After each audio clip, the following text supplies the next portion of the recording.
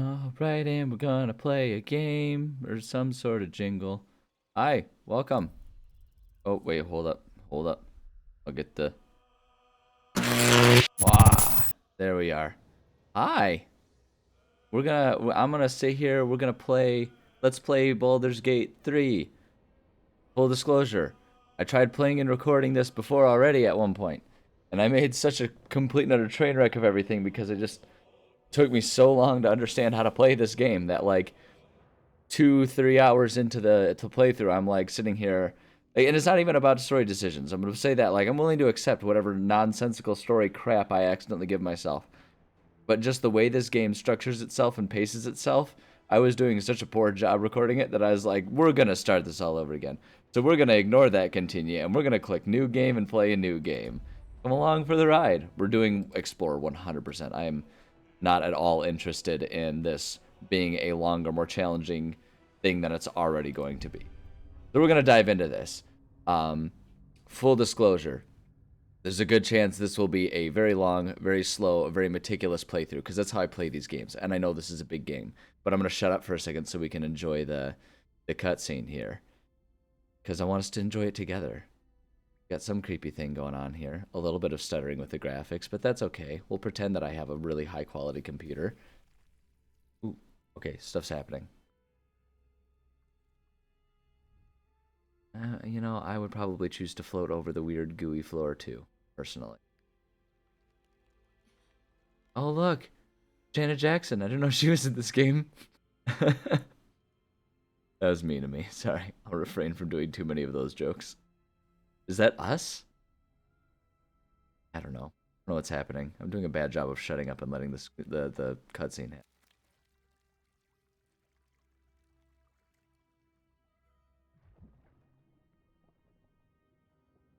Ew. Is that a leech? Ew. You're gonna feed it to her? It's a delicacy in some cultures. Don't be rude. Ew, it's transparent and everything. Oh, it's one of the what do they call them? Like illithids or something? Uh-oh, uh-oh, uh-oh. It's so gross. First time I saw that cutscene, I thought it was gonna like start boring into her eye with the teeth rather than just like crawl behind it.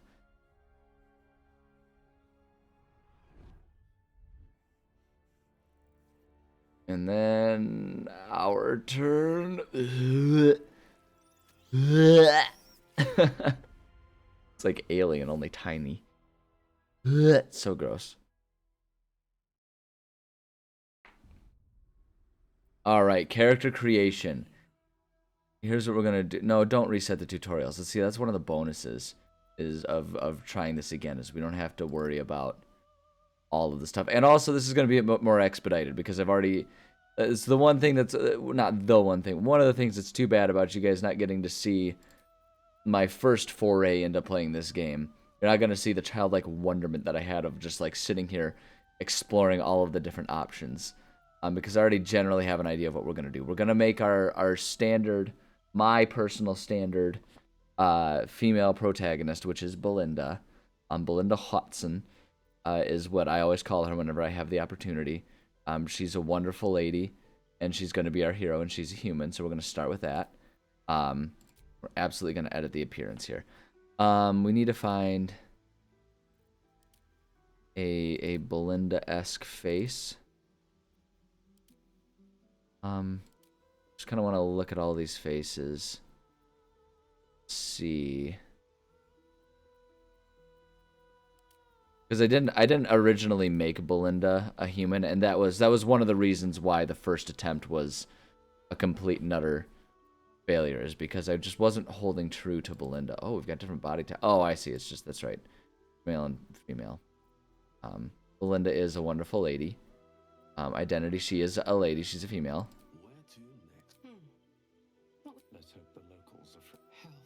This was the one. Something just woke up down here. That's Belinda's voice, 100%. Skin tone. I like that you can do all skin colors, and we can make Belinda like a wonderful green lady if we wanted to. It's like, it's Fiona. Just give her red hair and it's perfect. No, Fiona's more like an olive green type of color. Where can we find? Yeah, something more like that. Love that you could do that. Anyway, Belinda's a pretty pale lady. She doesn't get out much, so she doesn't get a whole lot of sun. So she's pretty pale. Oh, there we go. That's more the pale that we're looking for right there. Yeah, I think that's a pretty good pale Belinda. Scarring. I don't think Belinda has any scars. She's a pretty careful lady, so she's not gonna get herself in much trouble. We're gonna put. No, Belinda isn't old. Belinda doesn't have freckles, although just because I'm curious. That's the extent of the freckles, huh? Okay. Um, I think it's so cool that they added the like vitiligo. I kind of wish you could do a bit more with customizing it, but I also understand why they didn't do that. Okay, body art. No, Belinda is very straight edge. Doesn't do that. Eye color. It's definitely gonna be brown, but it's the dark brown. Um, Makeup. Belinda doesn't spend much time on makeup, truthfully. She's got other important things going on. The hair. We need just a standard. Like, no, not an undercut. That's a little too much for Belinda. We need just like a standard ponytail. That's not bad for Belinda. She wears it more in a loose ponytail than a bun like that. Wow, the neighbor kid's really shrieking out there in the hallway. Okay. Luckily, the microphone isn't quite that sensitive. No, if it weren't for the braids, that one would be pretty good. Yeah, again, Belinda doesn't really go for the braid. It's more just like a loose ponytail. That's pretty good. That's pretty Belinda.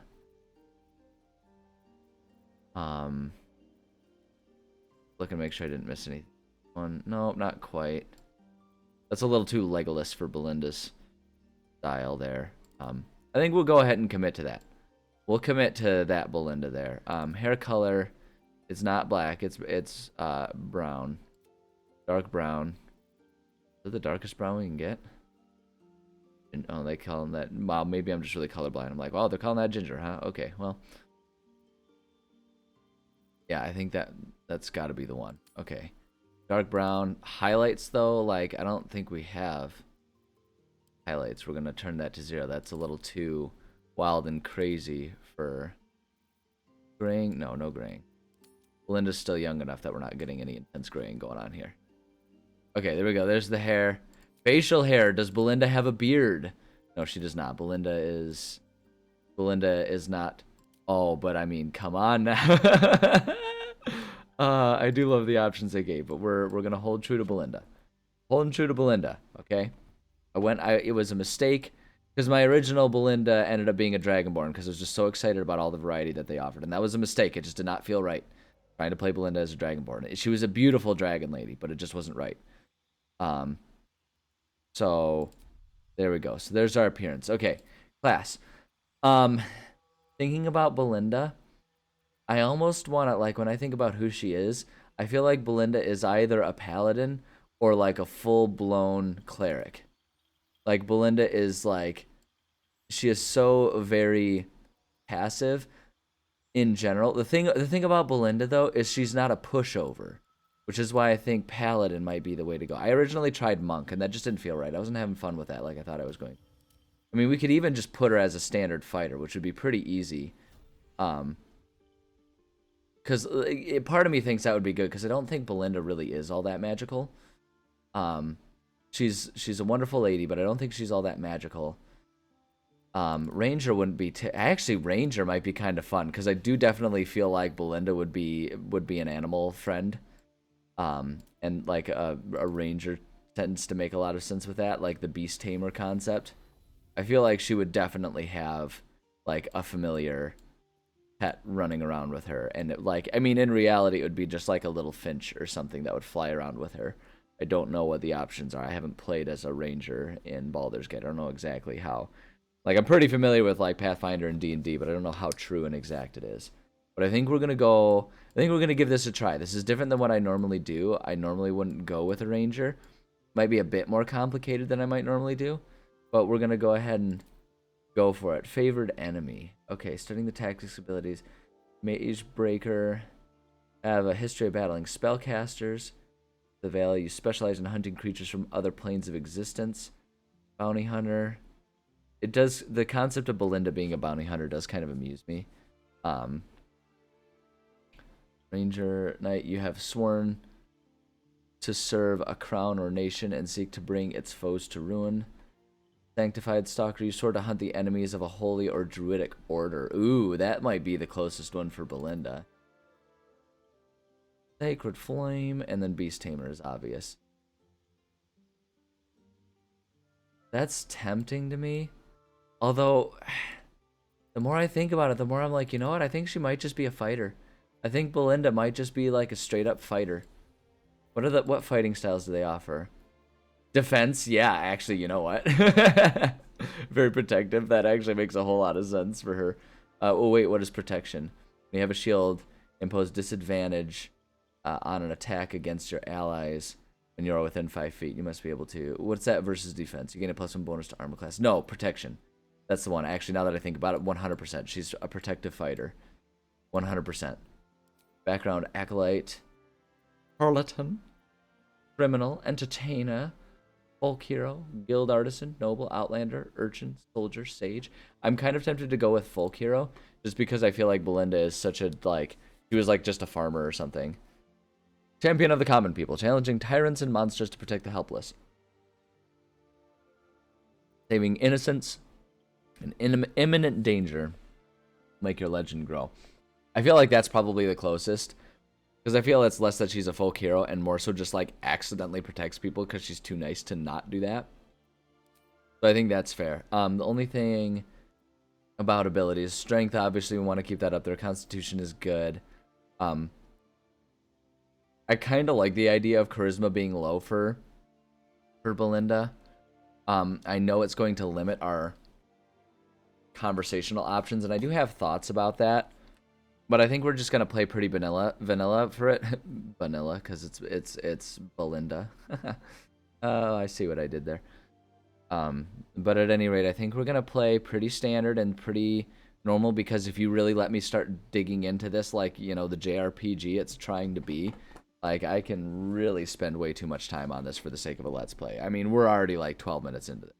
So I think we're just gonna go forward with this. Character name, Tav, that's ridiculous. No.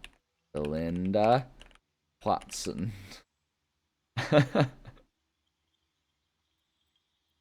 Although I think I'm just gonna go with Belinda, and we'll just know in our hearts that her last name is Watson, because I feel like, oops, Belinda. It's Belinda. There we go. Yeah, I think we're just gonna know in our hearts, because I think it's gonna get too cumbersome if it has the first and last name every time it wants to put one of the names. Oh, that's right. We have to do this. I don't know who this person is and who they, when they come in. I didn't, in my first attempt, I definitely did not make it this far, which maybe that betrays how far I did or didn't make it. And like, this is a hard one for me because I don't know who Belinda's friend would really be. Of all of these, I feel like I actually kind of want to go with one of the like more out there races, just so we can like indulge and enjoy. I wish I knew if I had already encountered like the full scope of what like characters and races and classes and stuff we're going to find throughout this, because it'd be fun to have what everyone isn't represented in our party running around as our guardian. I almost want to just go with human, like just her bestie. I think maybe that's what we'll do. Like, Belinda has a bestie, and they're just like, there. Can we, I don't want to like go too in depth with the appearance, but I do kind of want to just like see it. Like, the big thing that I kind of want to change is the hairstyle more than anything. This one's, yeah, she's pretty. But let's just the hair. The hair's a little much there. I feel like Belinda's bestie is also pretty under control with her hair. Like, she might go for the bun. And I don't... Yeah, I guess I don't really care about the haircut. Oh, that's almost what I was looking for Belinda's hair. If it weren't for the braid, again, the extra little flare there. Do it for me. Oh, that's not bad. I feel like that might be Belinda's bestie. Something like that. Ooh, I like that one. I like that one. Highlights will go. Oh man, maybe Belinda has like a really out there friend that really likes the bright colored hair, like really anime character. Like, oh, you know what? That makes perfect sense. Like Belinda's bestie is gonna be a total weeb. That's what we're gonna do. It's insensitive that I've apparently chosen the Asian inspired face for the weeb character. Go with the purple eyes. Heck yeah, are you kidding me with that? That's awesome, actually. I actually really like that. Alright, we'll go with that. Confirm. Uh, yeah. Oh man, we could totally go heterochromia and do wild color. No, well, this is Belinda's alt weeb friend, her bestie. Yeah, venture forth. Great. Okay, all right, let's do this. We'll not overthink it anymore. The worm has birthed us. We have been created who we are by the worm, presumably. We were nothing but a fleshy mannequin until a worm was fed to our eye socket. Apparently his bestie died, which is sad, but also it doesn't excuse being rude. So one of the things about this game that kind of caught me off guard was the extent of the cutscenes.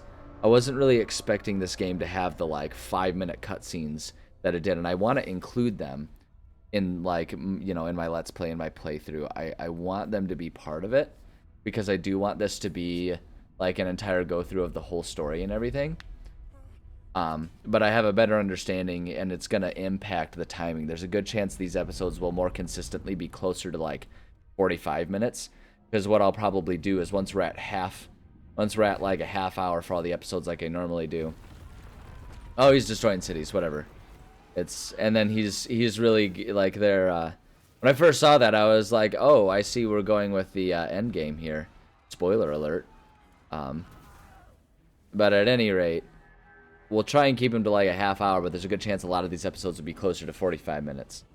Because this game tends to like kind of out of nowhere throw you into the middle of like big long conversations and cutscenes and stuff. And I don't want to cut those off and have unnatural start and finish time. So it'll be something like once we hit a half hour, I'll look for like the next opportunity to go like return to camp or something. And we'll have that be sort of like our tradition. These guys are just getting kind of wrecked here. I'm doing a bad job of shutting up and letting the cutscenes go, like I said I wanted to do, but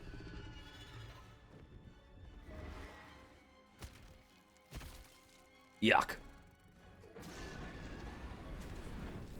Rude, we're still in here.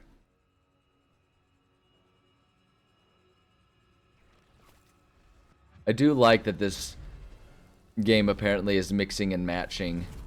And I know it's like, okay, which came first, chicken and egg situation. But I love that it's like accidentally mixing and matching a lot of like iconic visuals from movies in the past like 10, 20 years. You know, we have the little tendril ponytails or tentacles or whatever from like in Avatar, where they like, that's how they like talk to each other or whatever. And then like, we had we have like brain slugs going on. We have the city destruction scene, which is like a mix of Game of Thrones and Endgame with the whole vaporizing everyone. It's interesting. I don't know if that was intentional or what, but there's a lot of visual crossover going on here. Take that, you little leeches. Everyone's like, dude, bro, got some thick saliva going on there with all those saliva strands. Kinda grody, gonna be honest here. Gonna be honest, kinda gross.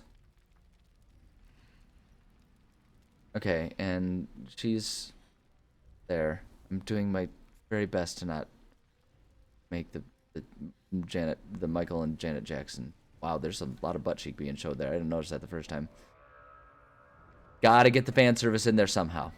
Gotta make sure it's in there. Oh wow, we've gone to presumably Baldur's Gate. I mean, look at that. It's the exact thing on the cover. And clearly it's the third one. The second one, I'm presuming, only had 2 pillars. I never played Baldur's Gate 1 or 2. I've been told I should, but I just never got around to it. And this one's seems pretty cool, so just jumping into 3. Okay, anyway. I think this was where we get to start actually playing. Like I say, I'm going to do my best to not keep it too long and tedious, but this is going to be like me actually like going through the full scope of this game and enjoying it the way I enjoy games, because I am in no way, shape, or form a professional Let's Player or YouTuber, so I don't have my well-being tied up in pleasing algorithms, so I'm just going to play this how I want, and anyone who's interested can come along for the ride.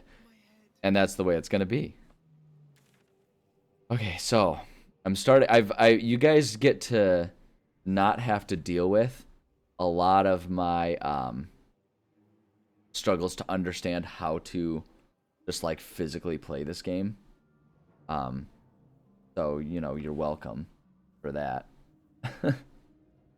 I need to make sense of again where I am, all of this nonsense here, because just a chaotic bit of all kinds of nothing going on here. Kinds of everything, I should say.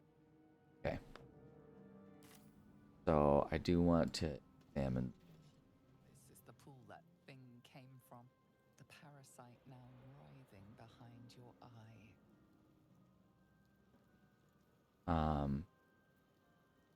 Yeah, let's investigate the pool. Most of these checks are probably gonna be pretty easy since I'm playing on easy, but I do not care. I'm not in this for a random chance to ruin everything for me. I wanna experience the story. I like games on easy. To me. Slightest touch could cause it to crumble. That's for the best. This thing was pretty gross. Yeah, let's do it. I just want to know. That was more than a crumble, but that's okay. Okay. I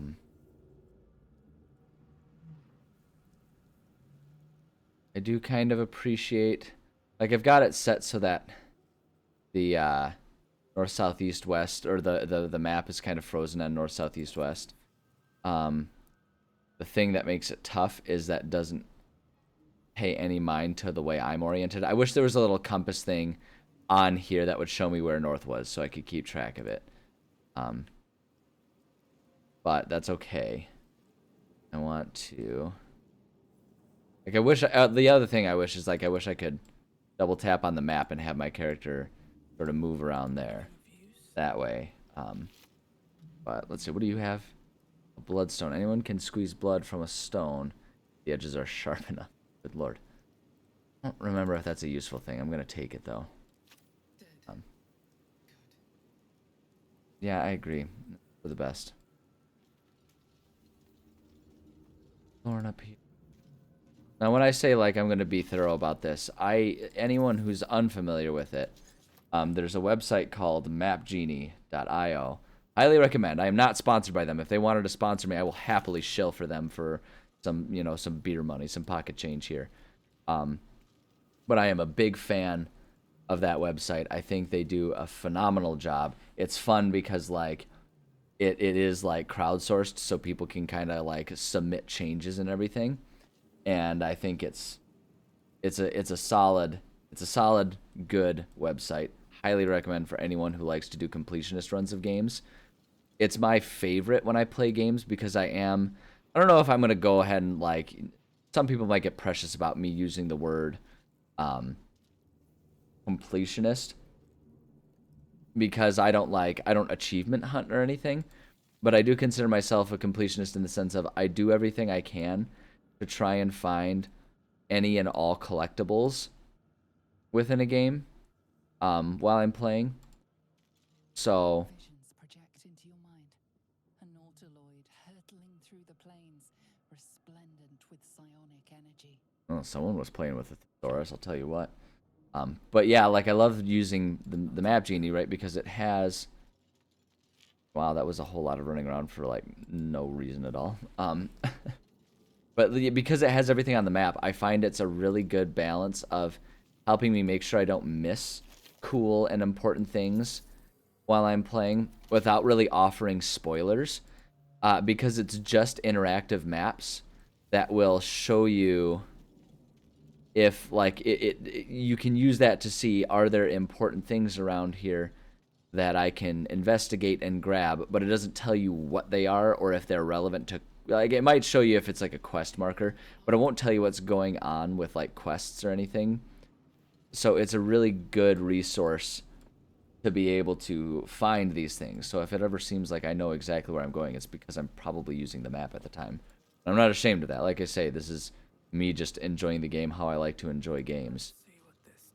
Um, and anyone that wants to can come along for the ride. I hope you do, because I love the concept of us sitting and discussing the game, even if it's not live. You know, there's a comment section, and I'm not all that afraid of people coming in and commenting. Look, a sphincter. It's my favorite. Ah, man. So fun when sphincters open up aggressively like that, you know? Sorry, that's might be a little much, right? um, okay, I hear the thing calling, which is so creepy. Absolutely gonna take that from the goblin. And then that looks important. Images of goblins, their habits and histories flash into your mind. I like that. I do like the imagery that this is trying to present, where it's like they flash into your mind. Um, it's sort of like it's sort of a little much going on there. Right, but at the same time, I think it's kind of cool that it's really trying to, Nautiloid flashes into your mind. yeah. Nerves, sinews, as much living being as ship.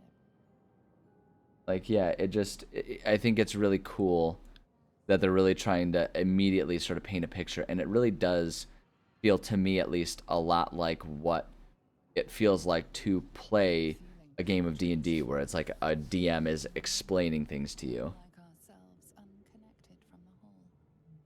Caution. So yeah, it's interesting. I like it. Worlds beyond worlds flash before your eyes. Empires of a grand design traversed by ships just like this. The other thing that to me is really nice about using the map to kind of inform me what things are worth looking into is this game is not shy about putting a whole lot of, Years of humanoid history, elves, dwarves, humans, and more flash behind your eyes. like all this stuff to me is interesting because it's painting a picture. So I like being able to like listen to these types of things even if there's no items. What's difficult about this game, what I learned when I was kind of doing my first attempt at this, is that it is chock full of empty and pointless containers and like items that really just don't have function or value in all reality that you can still get distracted trying to collect. Sorry, I'm trying to investigate this guy. And so it's nice to have the map because it basically like it filters through and it only shows you things that are like worth your time to investigate. Oh gosh, this is so creepy though. So creepy. Very, very Silence of the Lambs. I think it was like the second one. Not nearly as good as the first one, but yeah, it has like a creepy scene similar to this. Quivers in expectation. Please. Before they return. They return. Okay, so now here's where we get to start kind of like role-playing as Belinda. Yeah, so it's like trying to think about how Belinda would handle this thing. Belinda is like the easiest nutshell that I can give for what Belinda's personality is. She's very Eeyore in her approach. If anyone's familiar with Eeyore from Winnie the Pooh, she kind of has that. I feel like she might go for this one. Like, who am I talking to? Are you like a man or a brain? Born new from this husk. You realize you're talking to an intellect devourer, a minion of the mind flayers who abducted you.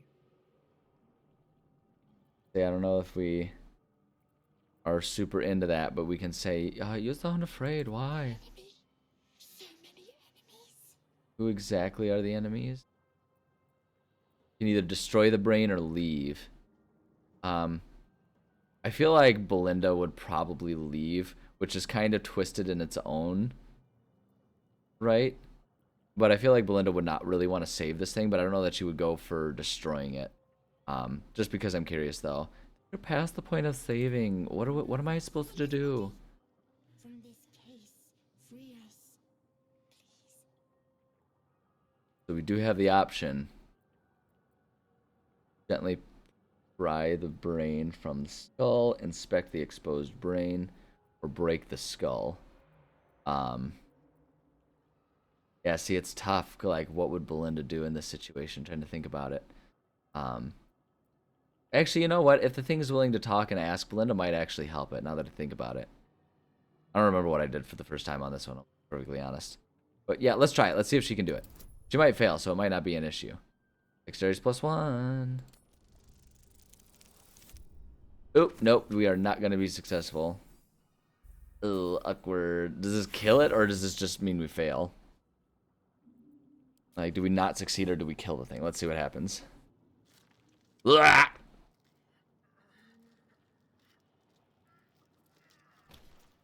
Oh, we tried. The brain won't budge. I feel like Belinda would leave. I feel like she's not just gonna murder the thing. I think that's what she would do. No success on that one, and that's fine. See, this is what I mean when I say, like, the first time. I don't really have a problem with the concept of failing to succeed at things and letting the story become a mess. That I don't care about. The part where things was getting to be a mess is because, like, I just was struggling so hard to understand the nature of, like, how do you handle your inventory? You know, how does combat work and all that kind of stuff, because this game is very complicated. It has a steep learning curve early on, and I was definitely struggling with that. So, you know. Oh, yeah, that's right. Here we go.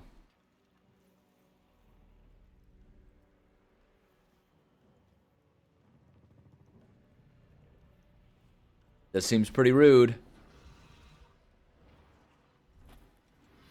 Abomination.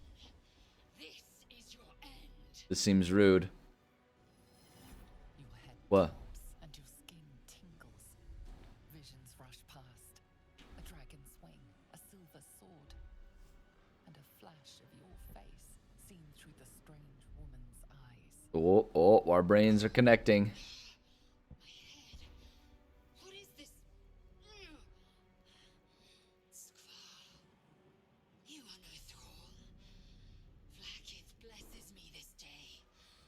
Together, we might survive. I think it's pretty clear that she really just kind of sees me as a tool to survival early on here.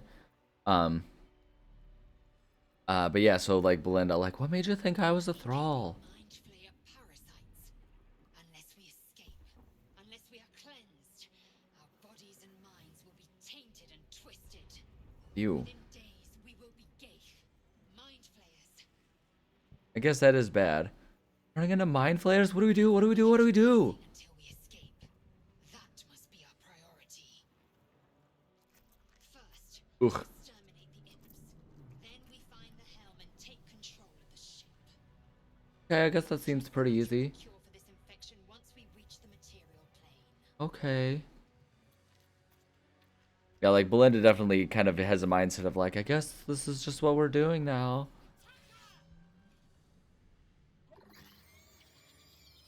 So menacing. Tiny little goobers. I've 100% tried to turn off as much of the nudity. I should actually double check and make sure it's still off in this game, but, like, all of, like, the genitals and stuff, I turned that off because as much as I like animated orc, you know, boobs and dicks, for the sake of YouTube, that might be a little much, so we're gonna not worry about that. You gotta think about these things. Yeah, so it's like, so there'll be a certain amount of learning curve because I'm playing an entire new character, so there'll still be that. But I'm gonna do my best to be attentive and do this type of stuff, you know, properly. Like, what do we have here? That's second wind. We have a pommel strike, but I don't think I can pull that off on anyone. Unless I can get close enough to this guy. I wonder if I can get over here and then pommel strike this guy. Yeah, there we go. There we go. So we got him dazed, and there's the end of our turn. Like, this type of me actually understanding how combat is working here is definitely not something that I was successfully doing during my first attempt at this game. Got that there, and we've got one other guy there. I don't know that we're going to get there for Pummel strike. So what we're gonna do is we're going to move over here just to separate us, so any area effects that this thing might try and do won't really have a leg to stand on there. There we go. See, and now it kind of comes in here. And just get, what's this? Lacerate? I mean, we might as well, right? Try out our new stuff. Have fun with it. There we go. I say you, he did. Wow, that's surprisingly mediocre of a compliment. Great. So, okay. All right. So I'm looking at my time here. We're at like 5 minutes over half hour. And that is like the type of thing that seems kind of good. Can we... Yeah, like we could short rest there. Basically, my thought is like if it's a time that would work as even a short rest, then that's a safe time to do it. And I'll like do my very best to not do a single gosh darn other thing, and like accidentally get myself into a conversation when I'm not recording. So we're gonna call that a session. And so that means it's time for me to say thank you so much for sitting here and watching me play this game. I really appreciate you guys coming and watching me play games. I have a whole lot of fun playing them. I'm doing this either way. I'm thinking about it, and all I'm doing is I'm saying my thoughts out loud here while I do it. But, if you're here showing interest in it, that's a cool thing to do. So I appreciate you, love you. Go, I always try and tell you to do something good, right? So go avoid getting leeches in your eyes or putting leeches in other people's eyes. That's two good things to do. Just go don't mess with leeches in eyes. Bad combination. I know there's some traditional medicine there. No judgment. I'm just saying, I think modern medicine has kind of proved that there are better things that you can do for your eyes. So, with that, I'll say goodbye. Take care. Have a good one. Bye.